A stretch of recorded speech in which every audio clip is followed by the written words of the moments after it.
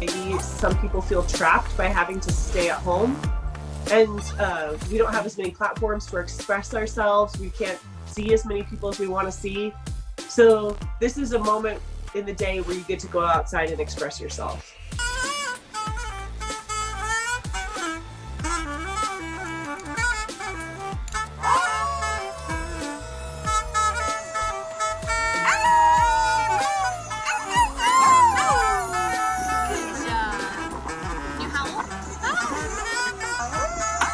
Make you feel less isolated if you go out and you realize that other people are doing something at exactly the same time as you and you can hear them. And probably my favorite thing is that you can howl, waiting a second, and then hearing someone howling back to you. So there's kind of a call and response effect to it. We're going to howl. We're going to howl for all the people that have COVID.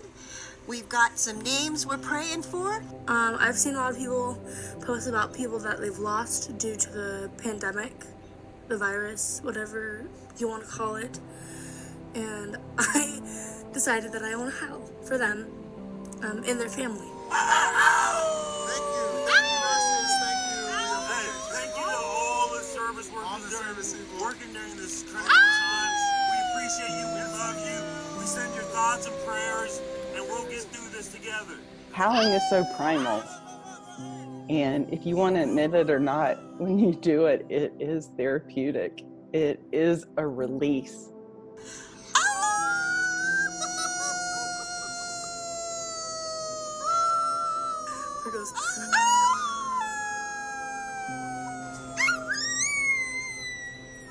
One in particular moment where people in my community, in my neighborhood, I started doing it, and then it kind of rippled into like a little domino effect, and there was a one point where we all kind of did it together, which was really cool.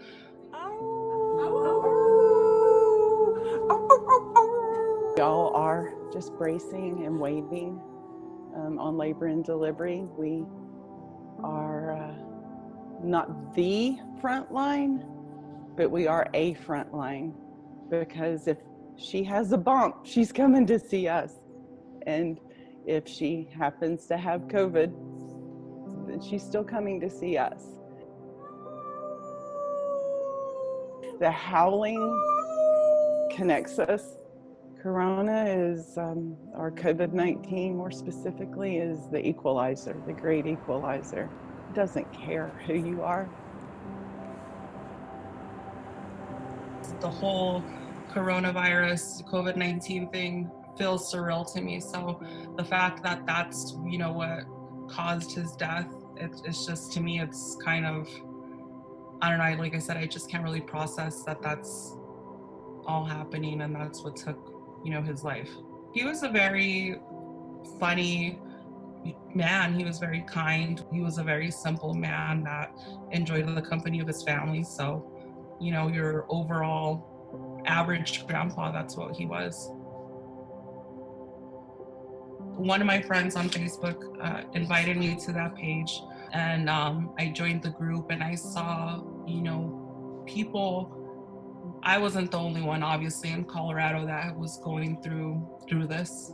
I wanted to post that picture, you know, let others that are going through the same thing that we are know that, you know, they aren't alone, that we're all going through this virus and trying to grieve.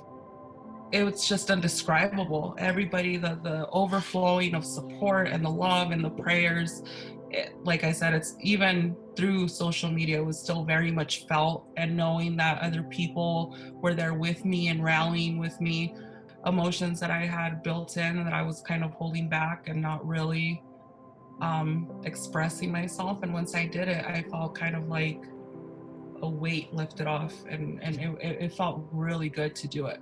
It was just like the equivalent of when you're angry and you just want to scream and yell, and that's how it felt for me.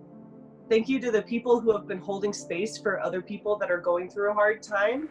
I think sometimes just being witnessed can mean a lot to people. And so I just want to, appreciate people just for being there for each other. Just shows that there are, some people out there that are hopeful and are trying to get through this, and that we are all in this together,